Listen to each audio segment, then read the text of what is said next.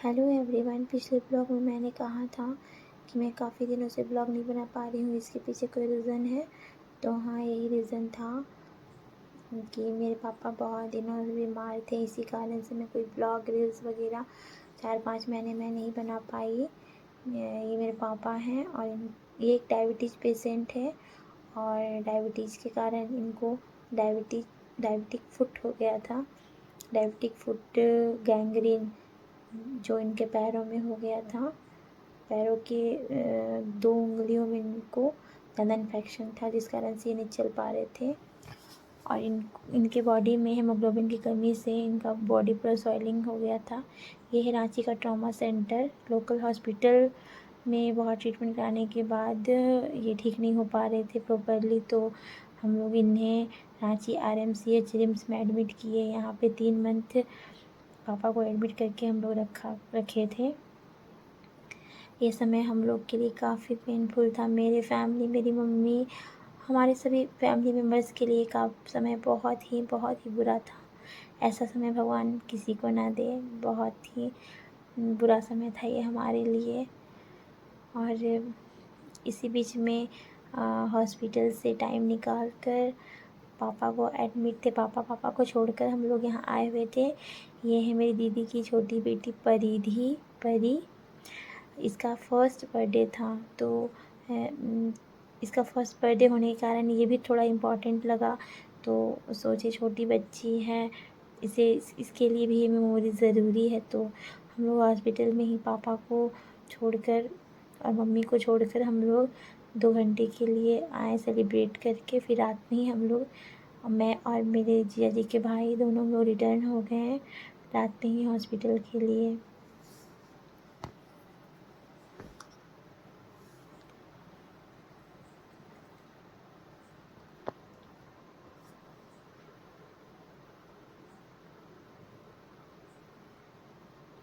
तो फाइनली हम लोग रात में ही हॉस्पिटल पहुंच गए और सुबह में ही हम लोग ब्लड रूम चले गए। पापा को हीमोग्लोबिन की कमी के कारण नेक्स्ट डे भी डॉक्टर एक यूनिट लिख दिए थे। और ये भैया हैं और हम लोग यहाँ पे हॉस्पिटल के बाहर पार्किंग एरिया है, वहाँ पे ही हम लोग खाना बनाते थे, क्योंकि पापा को थोड़ा हेल्दी फूड देना था और हम लोग को भी खाने में थोड़ा दिक्कतें हो रही थी। तो हम लोग अपने गाड़ी में ही किचन का पूरा सेटअप करके और हम लोग पार्किंग एरिया में ही खाना बनाकर खाया करते थे, क्योंकि हॉस्पिटल में इतने लोग हॉस्पिटल का खाना खा भी नहीं सकते थे हम लोग, और इतने लोग को हॉस्पिटल प्रोवाइड भी नहीं करती है। तो हम लोग बाहर ही खुद से खाना बनाकर खाया करते थे पार्किंग एरिया में, और गाड़ी में ही सारा किचन का सेटअप कर लिए हुए थे हम लोग।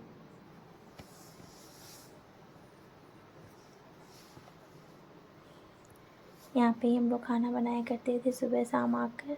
खाना बनाने के बाद फिर पापा के पास जाते थे हम लोग। वहाँ पे इंसुलिन पापा को लगाना होता था सुबह शाम। जब मैं नहीं लगा पाती थी तो ये मेरे जीजा जी के भाई है मयंक, वो लगाते थे, नहीं तो फिर वो नहीं होते तो मैं लगाती थी। और फिर से ये रेगुलर रूटीन था हम लोग का, यहाँ पे आकर सुबह शाम खाना बनाना, फिर जाना पापा के लिए खाना लेकर जाना। ये डेली का रूटीन था हमारा। फिर पापा का फर्स्ट OT था, ऑपरेशन था, तो हम लोग फर्स्ट OT में जाना था पापा को फर्स्ट डे। तो हम लोग पापा को थोड़ा माइंड फ्रेश करने के लिए बाहर लेकर आए थे। वो चल तो नहीं पाते थे, इसलिए इनको व्हीलचेयर पे ही लेकर हम लोग बाहर टहल रहे थे और थोड़ा घुमा रहे थे कि इनका मूड थोड़ा फ्रेश हो जाए। तो ये घुमा रहे हैं इनको, क्योंकि कुछ देर बाद इनको OT जाना था। और फाइनली पापा OT आ गए हैं। यहाँ दूसरे पेशेंट का ऑपरेशन चल रहा है और यहाँ पापा मेरे सोए हुए हैं।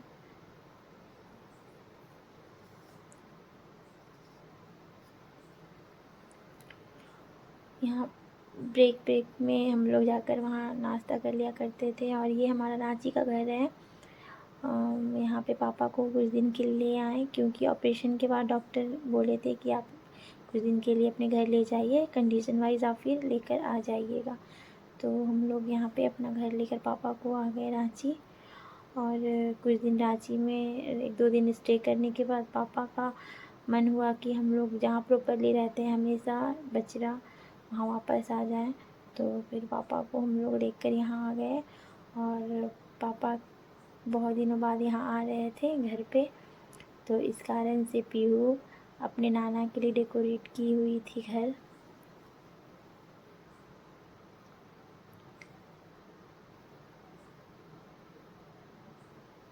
और ये है मिट्टी, ये पापा से 2-3 महीने नहीं मिली थी और पापा को आते देखो बहुत खुश हो गई। और जैसे ही हम लोग घर गए कुछ दिन रहने के बाद पापा का तबीयत फिर से ख़राब हो गया और फिर हम लोग को पापा को वापस रांची लेकर आना पड़ा। और फिर से हम लोग यहाँ आना जाना हम लोग का शुरू हो गया, हॉस्पिटल से घर, घर से हॉस्पिटल। और ये है पापा का पैर का कंडीशन, जो बहुत ही बुरा हो गया था। 2 उंगली निकालने के बाद भी कंडीशन ठीक नहीं था। उसके बाद डॉक्टर यहाँ एडवाइस दिए हम लोगों को कि आप लोग कहीं बाहर लेकर चले जाइए। तो हम लोग ये वेल्लोर के लिए ट्रेन पकड़ लिए और अब हम लोग जर्नी कर रहे हैं। ये काटपाड़ी स्टेशन हम लोग सुबह उतरे हुए हैं और यहाँ आने के बाद हम लोग ये रूम लिए हैं। ये SPS लॉज है, यहाँ पे हम लोग रूम लिए थे। और ये वेल्लोर है तो यहाँ पे सारा साउथ इंडियन टाइप से खाना मिलता है केले के पत्ते में। तो पापा को भी मैं खाना दे रही थी, नाश्ता केले के पत्ते में। ये हमारा यहाँ का फर्स्ट डे था, फर्स्ट टाइम ब्रेकफास्ट टाइम था ये हमारा। तो ये रूम है जहाँ पे हम लोग यहाँ रूम लिए हुए थे, SPS लॉज है ये। और यहाँ पे मेरे जिया जी खाना बना रहे हैं, क्योंकि खाना यहाँ खुद से बनाना था और कॉमन किचन था, यहाँ पे सभी लोग बनाते थे। और सुबह में हम लोग को हॉस्पिटल थोड़ा जल्दी जाना होता था, तो हम लोग होटल में ही जाकर, पास में ही एक होटल था, वहीं पे जाकर हम लोग सुबह में ही इडली या फिर डोसा खाकर हॉस्पिटल जाया करते थे। तो यहाँ पे देख सकते हैं केले के पत्ते में सर्व किया गया है हम लोगों को खाना। खाना मीन्स डोसा।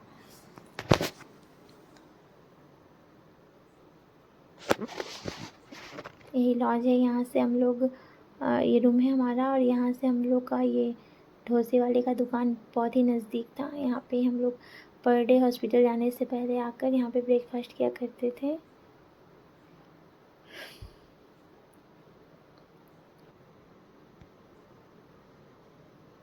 तो यहाँ पर आकर हम लोग हर दिन नाश्ता किया करते थे। और ये जो आपको आंटी दिख रही है ना, ये मुझे बहुत मानती थी। ये तो तमिल बोलती थी और मैं हिंदी बोलती थी। वो मेरा लैंग्वेज नहीं समझ पाती थी और मैं उनका लैंग्वेज नहीं समझ पाती थी, लेकिन वो मुझे बहुत मानती थी। रोज़ मेरे लिए गजरा बना कर लाती थी और जब मैं नाश्ता करने इनकी दुकान जाती थी डोसा इडली खाने, तो ये आकर मेरे बालों में आकर लगा दिया करती थी पर डे। और मैं यहाँ पे कुछ ड्रेस लेने गई थी, तो ये भैया भी तमिल बोल रहे थे, जो मुझे समझ नहीं आ रहा था। सब लोग यहाँ तमिल ही बोलते हैं। तो हम लोग हॉस्पिटल के लिए निकल गए हैं और यहाँ हमारे रूम से ये रानीपेट कैंपस 13 किलोमीटर दूर था, तो हम लोग ऑटो से ही जर्नी करते थे। और पर डे का हमारा ये था, क्योंकि पापा का चेकअप चलना था 1 वीक तक हम लोग ट्रैवल ही करते रहे, आना जाना हमारा रानीपेट से रूम तक का सफ़र रोज़ का था, आना जाना वहाँ लगा रहता था हमारा। तो ये CMC का रानीपेट कैंपस है, बहुत ही बड़ा और बहुत ही अच्छा है।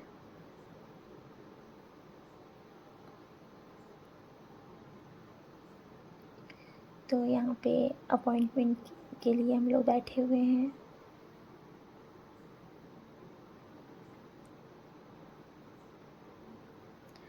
तो ये अपॉइंटमेंट वेटिंग एरिया है, जहाँ सभी लोग अपनी बारी का वेट कर रहे हैं।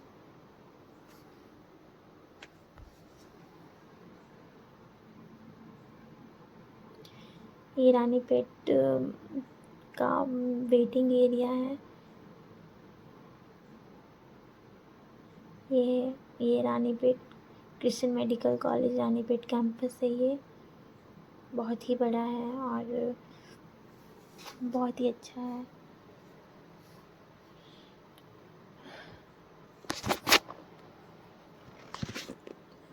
तो हॉस्पिटल से आते वक्त हम लोग को रास्ते में रेड बनाना नज़र आया। हम लोग को लगा कि थोड़ा ये यूनिक है, क्योंकि हमारे झारखंड में तो इस तरह केले हम लोग देखे नहीं थे। तो देखकर थोड़ा यूनिक लगा, इसलिए हम लोग रुक गए और पूछने लगे कि केले का कलर रेड ऊपर से है या फिर अंदर से भी रेड है। तो पता चला कि ये सिर्फ ऊपर से ही रेड है और इसको काटने के बाद ये नॉर्मल, जैसे नॉर्मल केले होते हैं वैसा ही है। कोई भी उसका कोई कलर डिसकलर नहीं है अंदर, और ना ही इसका टेस्ट में कोई डिफरेंस है। सेम टेस्ट है और दोनों का मतलब दिखने का कलर ऊपर का ही सिर्फ रेड है, अंदर का नॉर्मल केले जैसा है। तो पापा का चेकअप चल रहा था, 1 वीक बीत चुका था और पापा का इन्फेक्शन पैरों का और बढ़ता जा रहा था, सॉइलिंग भी बढ़ता जा रहा था पापा का।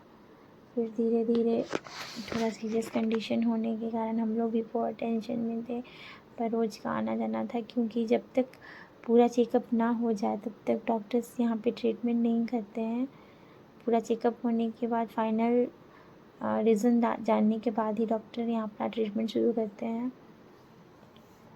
तो हम लोग भी फाइनल चेकअप का ही वेट करके रोज़ कर रहे थे और रोज़ हम लोग आना जाना कर रहे थे।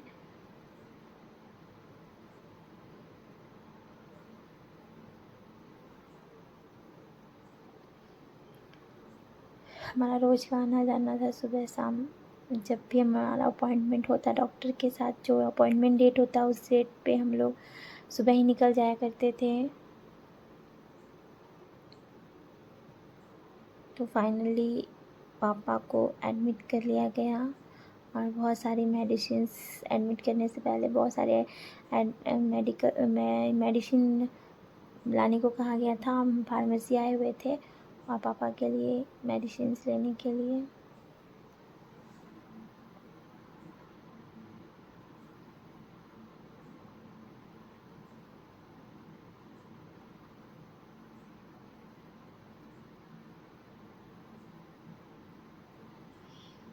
तो फाइनली पूरा चेकअप होने के बाद पापा को एडमिट कर लिया गया था।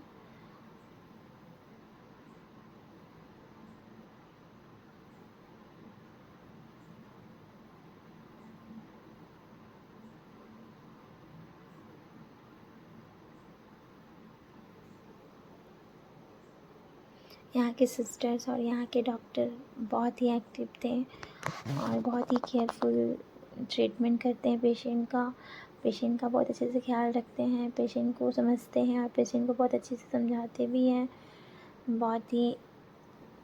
अच्छा बहुत ही अच्छा केयर करते हैं, बहुत ही ध्यान से ट्रीटमेंट करते हैं ये लोग, बहुत ही अच्छा है यहाँ पे।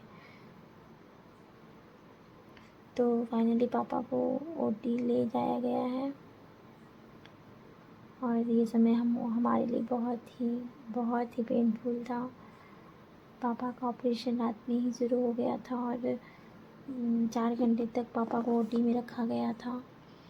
फाइनली पापा को ऑपरेशन थिएटर से बाहर ला रहे थे।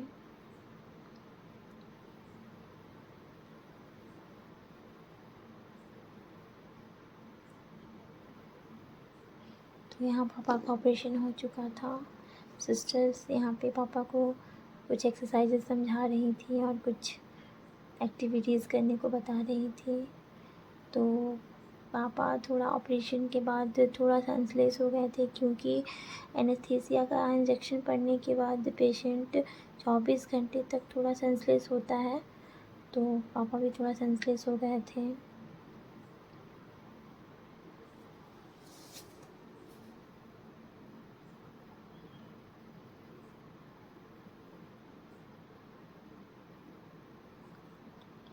उन्हें एक्सरसाइज करने को बोला गया था, पर प्रॉपरली तरीके से वो एक्सरसाइज नहीं कर पा रहे थे, क्योंकि मैंने कहा वो थोड़ा सेंसलेस थे।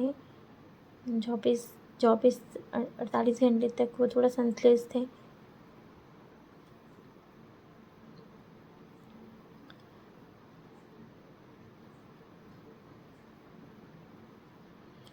तो फिर मैं चली गई फार्मेसी मेडिसिन्स लेने के लिए।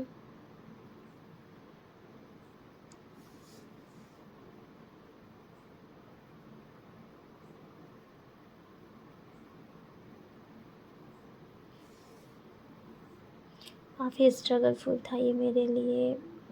अकेले मैं हॉस्पिटल में, मैं और मेरे जीजा जी दोनों हम लोग एक अनजान शहर में काफ़ी स्ट्रगल किए। पापा पापा मेरे एक्सरसाइज कर नहीं पा रहे थे, तो फिर मैं उन्हें थोड़ा हेल्प कर रही थी कि आप ऐसे कीजिए।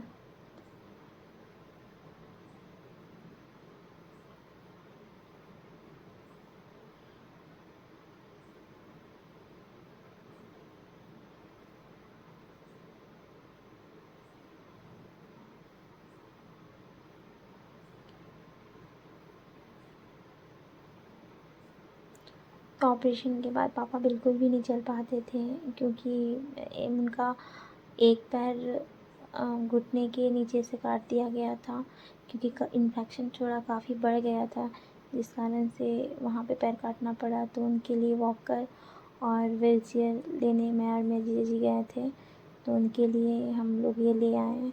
और यहाँ पे डॉक्टर एक्सरसाइज करवा रहे हैं।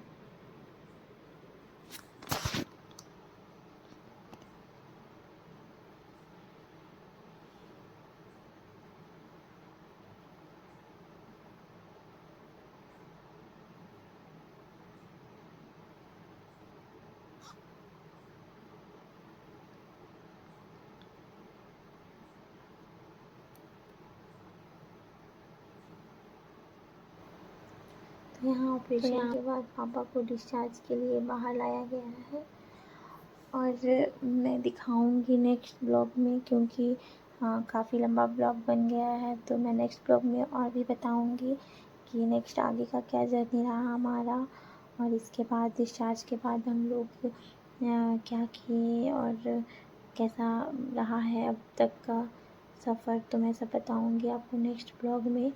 आप लोग ये ब्लॉग के बाद हमारा नेक्स्ट ब्लॉग ज़रूर देखिएगा, और मैं दिखाऊंगी कि कितना इसके बाद भी कितना स्ट्रगलफुल रहा हमारा लाइफ। तो पापा डिस्चार्ज होने के बाद यहाँ हम लोग वहाँ की लोकल टेंपल में आए थे। ऑपरेशन पापा का होने के बाद मैं आई थी भगवान के पास उनको धन्यवाद देने के लिए। ये वहाँ का लोकल मंदिर था। बाकी भगवान तो मुझे समझ में नहीं आ रहे थे, क्योंकि राज्य चेंज होने के कारण, स्टेट चेंज होने के कारण भगवान का वेशभूषा भी थोड़ा चेंज हो गया था। तो मैं सिर्फ महादेव को पहचानी और उन्हें ही पूजा की।